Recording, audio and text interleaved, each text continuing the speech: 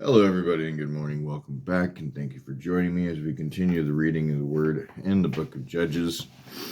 Been a great read.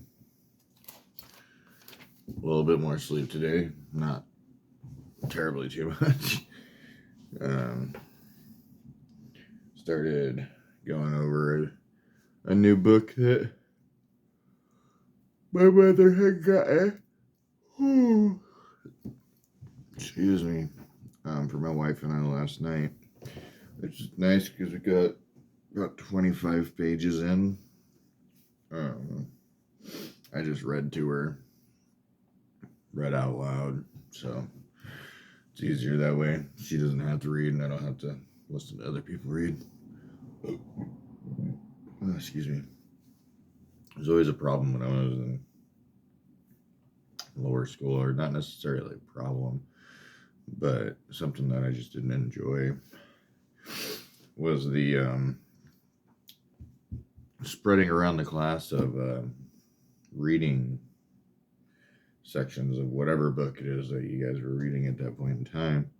But like, say you'd read either person would read a page or until they didn't want to, or until they were called upon.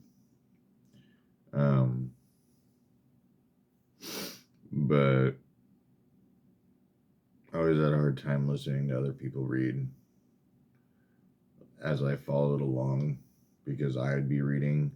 I think it's probably because of somebody else's different reading capabilities. Some are better, some are worse. I don't know. Just brought a memory in there. Anyways, we will go ahead and get working on chapter 11. I am hoping, which by the looks of it, we should be able to get to. But I'm hoping to get 3 chapters done, the 11, 12, and 13. Now that I'm moving a little bit forward, though, I am maybe going to stop it at 13, because at 13 is the birth of Samson. Let's see here. Yeah. Anyways, we'll see. We'll see where we're at when we get there. And until then, we will just continue to read along, soaking in the Word of God, trying to understand where in this lies things that can help teach us for our daily subject matters of that what we go through every day. Things that might help prepare us for things in the future. So always be mindful and paying attention to how this could correlate to us today. So many years into the future, God's word is eternal. It's out of time. So I think that it can help anybody in any type of time frame, regardless of where they're at in comparison to when the Bible was made, obviously. So yeah.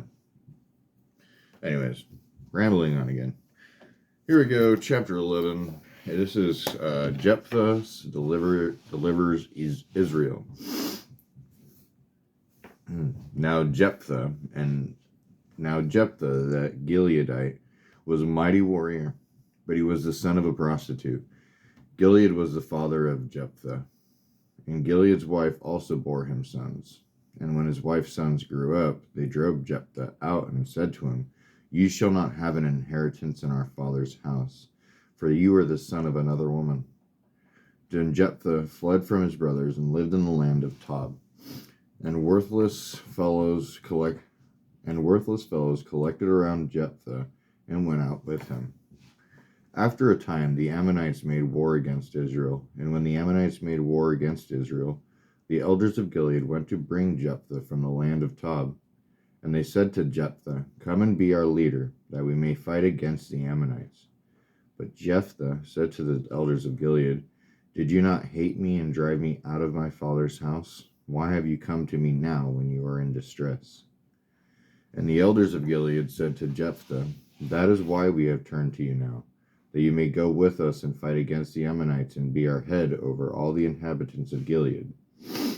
Jephthah said to the elders of Gilead, "If you bring me home again to fight against the Ammonites, and the Lord gives them over to me, I will be your head." And the elders of Gilead said to Jephthah, "The Lord will be witness between us, if we do not do as you say." So Jephthah went with the elders of Gilead, and the people made him head and leader over them. And Jephthah spoke all his words before the Lord at Mizpah. Then Jephthah sent messengers to the king of the Ammonites and said, "What do you have against me that you have come to me to fight against my land?" And the king of the Ammonites answered the messengers of Jephthah, "Because Israel, on coming up from Egypt, took away from my land, from the Arnon to the Jabbok and to the Jordan. Now therefore restore it peaceably." Jephthah again sent messengers to the king of the Ammonites and said to him, "Thus says Jephthah, Israel did not take away the land of Moab or the land of the Ammonites, but when they came up from Egypt, Israel went through the wilderness to the Red Sea and came to Kadesh. Israel then sent messengers to the king of Edom, saying, "Please let us pass through your land." But the king of Edom would not listen. And they also sent to the king of Moab, but he would not consent. So Israel remained in Kadesh. Then they journeyed through the wilderness and went through the land of Edom and the land of Moab, and arrived on the east side of the land of Moab, and camped on the other side of the Arnon. But they did not enter the territory of Moab, for the Arnon was on the boundary of Moab. Israel then sent messengers to Sihon, king of the Amorites, king of Heshbon. And Israel said to him, "Please let us pass through your land to our country." But Sihon did not trust Israel to pass through his territory. So Sihon gathered all his people together and encamped at Jahaz and fought with Israel. And the Lord, the God of Israel, gave Sihon and all his men into the hand of Israel, and they defeated them. So Israel took possession of all the land of the Amorites who inhabited the country. And they took possession of all the territory of the Amorites from the Arnon to the Jabbok, and from the wilderness to the Jordan.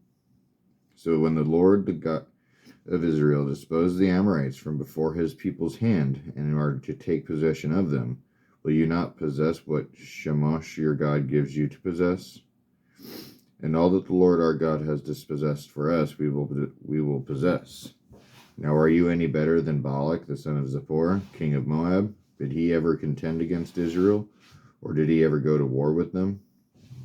While Israel lived in Heshbon and its villages, and in Aroer and its villages, and in all the cities that are on the banks of the Arnon, 300 years. Why did you not deliver them within that time? I therefore have not sinned against you, and you do me wrong by making war on me. The Lord, the judge, decide this day between the people of Israel and the people of Ammon. But the king of the Ammonites did not listen to the words of Jephthah that he sent to him. Verse 29, Jephthah's tragic vow. Let's see here. We're on 11. All right, so just to go over a few keynotes from the first 28 verses of this chapter. Jephthah being the son of a harlot or prostitute, Jephthah lost his family rights. And that's from verse 1. From verse 3, Jephthah became a kind of bandit chief in the outlying area of Tob, north of Ammon. Let's see here, and the last one. Oh, there's a couple more. So Jephthah states from verses 14 through 23 the correct facts concerning the Ammonites claiming to the disputed land. When Israel first captured it, it belonged to the Amorites, not to the Ammonites. Chemosh was the god of Moab, and Milcom, or Molech, of Ammon, though Molech may be a title for Chemosh, who was worshipped by both peoples since they had much in common. Moab made no attempt to regain the territory Israel captured from Sihon until some 300 years later. And then just to take a look here, see if we can get a visual image of Jephthah and the area in which he had been living and doing all of this in. Sorry if you cannot read it or see it. Maybe you can pause the screen so it can focus. I'll leave it here for a few moments so you can try to get an idea. Hopefully this works. If not, I'm sorry. But yeah, so you have where Jephthah goes up in the top left corner. Was in Tob-Ramoth Gilead. And then you can see where he's coming back to Mahanaim and Zaphon, Succoth, and everything with Heshbon, Rabbah, where we continue to read and see everything that had happened in that area, or at least visually by map. So continue reading from verse 29 of chapter 11. Then the Spirit of the Lord was upon Jephthah, and he passed through Gilead and Manasseh, and passed on to Mizpah of Gilead, and from Mizpah of Gilead he passed on to the Ammonites. And Jephthah made a vow to the Lord, and said, If you will give the Ammonites into my hand, then whatever comes out from the doors of my house to meet me when I return in peace from the Ammonites shall be the Lord's, and I will offer it up for a burnt offering. So Jephthah crossed over to the Ammonites to fight against them, and the Lord gave into his hand. And he struck them from Aroer to the neighborhood of Minnith, 20 cities, and as far as Abel-Keramim, with a great blow. So the Ammonites were subdued before the people of Israel. Baby is crying. I gotta get her a bottle. I'll be right back. Hey, sorry about that. Little baby daughter waking up needed taken care of real quick, so she should be back asleep now. So we're continuing from verse 34, remembering that Jephthah had just made a vow that if he would deliver, the Ammonites into his hand, he would give them a burnt sacrifice from the first thing that came out of his house.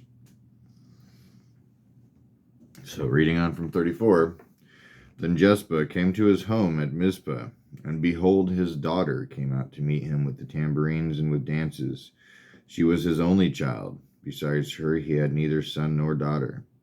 And as soon as he saw her, he tore his clothes and said, Alas, my daughter, you have brought me very low, and you have become the cause of great trouble to me. For I have opened my mouth to the Lord, and I cannot take back my vow. And she said to him, My father, you have opened your mouth to the Lord. Do to me according to what has gone out of your mouth. Now the Lord has avenged you on your enemies, on the Ammonites. So she said to her father, Let this thing be done for me. Leave me alone 2 months, and I may go up and down on the mountains and weep for my virginity, I and my companions. So he said, Go. Then he sent her away for 2 months, and she departed, she and her companions, and wept for her virginity on the mountains. And at the end of 2 months, she returned to her father, who did with her according to his vow that he had made. She had never known a man, and it became a custom in Israel that the daughters of Israel went year by year to lament the daughter of Jephthah the Gileadite 4 days in the year. Chapter 12. Jephthah's conflict with Ephraim. The men of Ephraim were called to arms, and they crossed to Zaphon and said to Jephthah, Why did you cross over to fight against the Ammonites, and did not call us to go with you? We will burn your house over with you with fire. We will burn your house over you with fire. And Jephthah said to them, I and my people had a great dispute with the Ammonites, and when I called you, you did not save me from their hand. And when I saw that you would, and when I saw that you would not save me, I took my life in my hand and crossed over against the Ammonites. And the Lord gave them into my hand.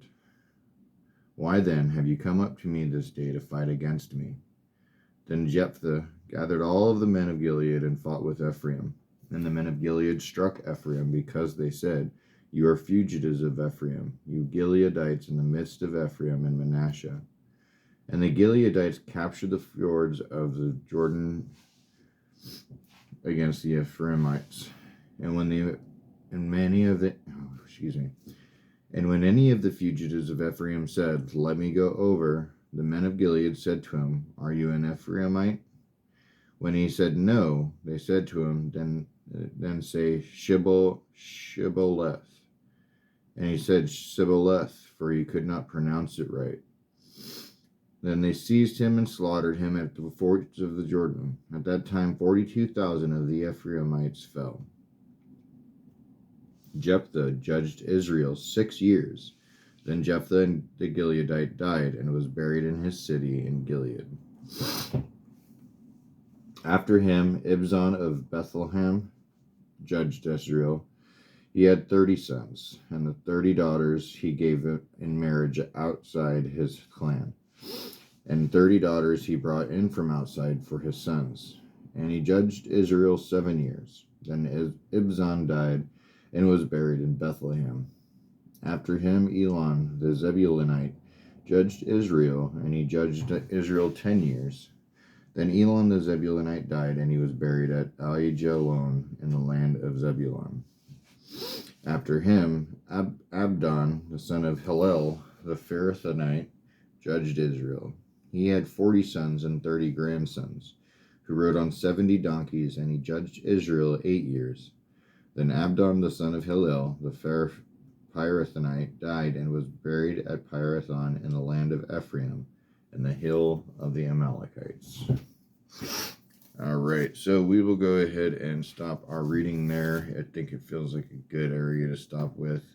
We're coming into an entirely not new book, but a new section progressing forward. And Samson holds quite a bit of information. Yeah, so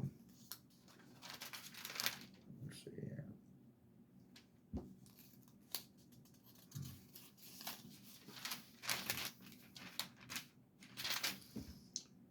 Yeah, so because if we do it now, then I'm going to read chapter 13, and then all we're going to have to go through to finish is a couple of chapters to finish up his. And then it cuts short.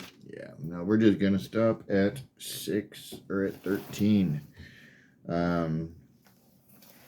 Just to go over some pre-notes. The Ephraimites from verse 1 through 3 complained again that they had not been called on to help fight against the Ammonites, with which charge Jephthah denied. From verse 4, the taunt of the last part of this verse implies that the tribes on the east side of the Jordan had deserted from Ephraim and Manasseh on the west side. Blocking the fjords in verse 5 and 6 of the Jordan, the Gileadites applied a linguistic test to screen out the Ephraimites, who pronounced Shibboleth as Sibboleth. Bethlehem, not where Christ was born, but a town north of Megiddo. 14, there's 70. From verse 14. Oh, that's why I'm not recognizing it. It's from 13:3. So yeah, that's all that there is there for the side notes of that chapter. A lot of it's pretty self-explanatory, so I don't see the reason for a lot of breakdown. Oh, man. Oh, I need coffee. We're out of coffee. All right, but yeah, so that concludes our reading for this morning. I hope you enjoyed it. Hope you continue to do so in your own time. I do, however, got to get ready for work.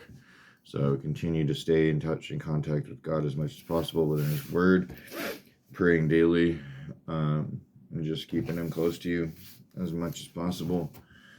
I love you. God bless you, and I hope you all have a wonderful week. I will see you tomorrow.